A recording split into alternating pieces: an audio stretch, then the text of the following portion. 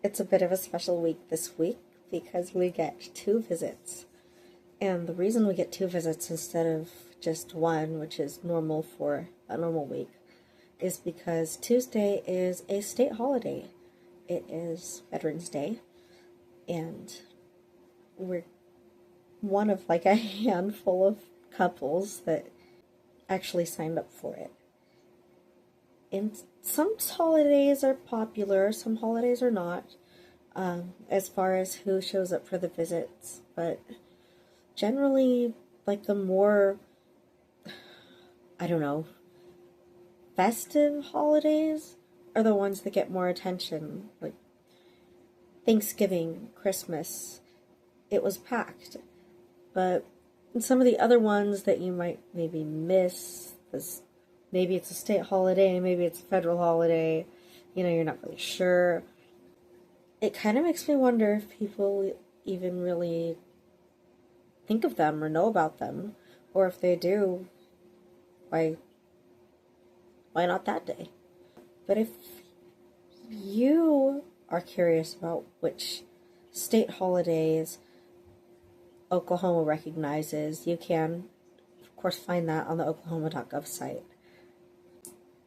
Double check with your facility, but I'm pretty sure that this is universal over all state prisons, that you get an extra visit day on a state holiday.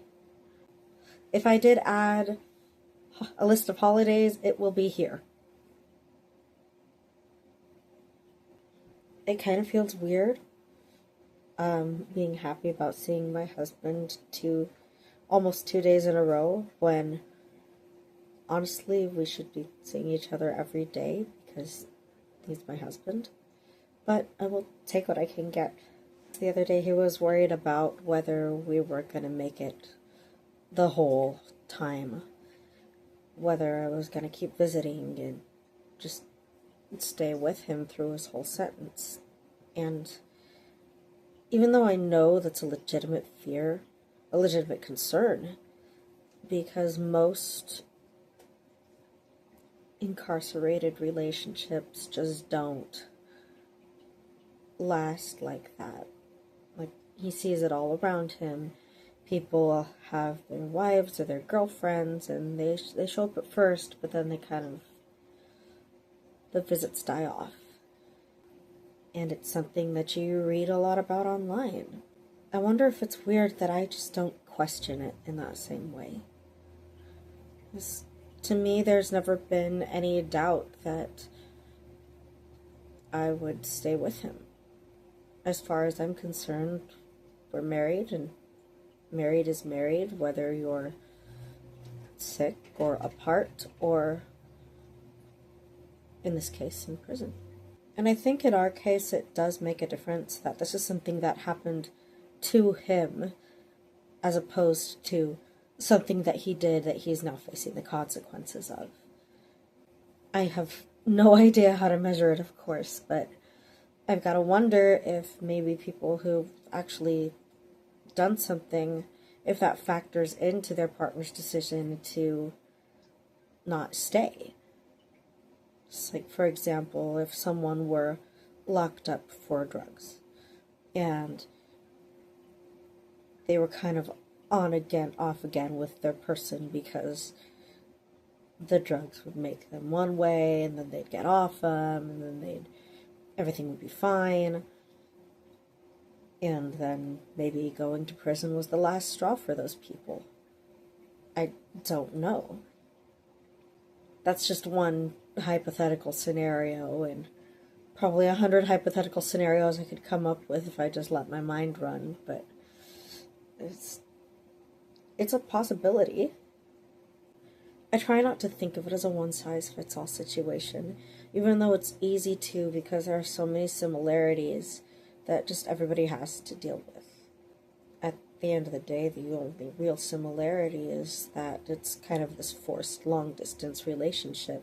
I'm not saying one kind of couple is better than another, but there's a difference between, I think, someone who met their spouse while they were incarcerated, for example, or if they were friends and then decided to get married while they were in, or if they were married before or after the charges.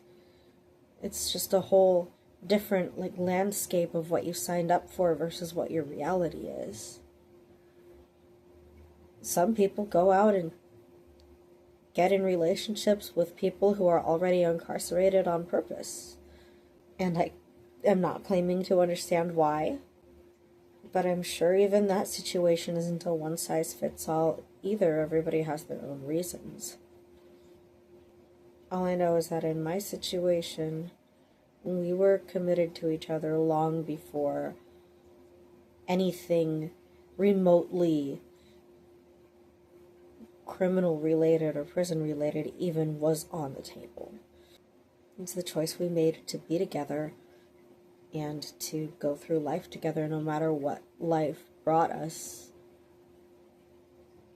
It was made while we were both in a good place. And then it was remade and remade and remade every step of the way. It's not like we went in thinking, oh, well, I guess this is life now. No, we talked about it.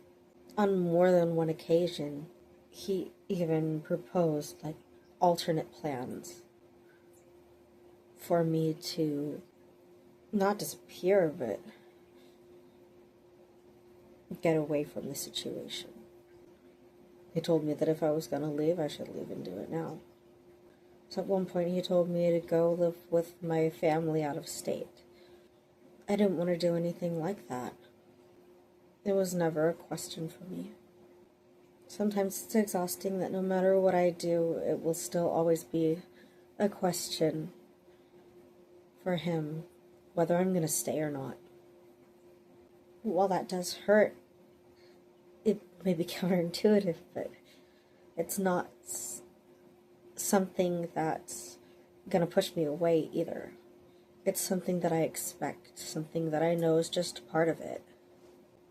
I just have to do my best to meet doubt with love.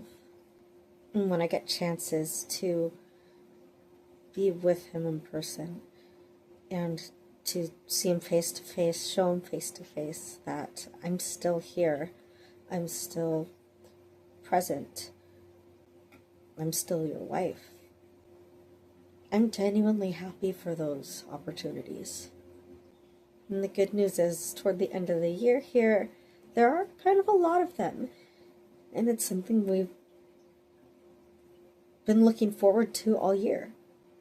And I know he looks forward to it too. As we count down the days between visits. Smaller goals help. I know they help him. Setting smaller, nearer goals to look forward to and push past.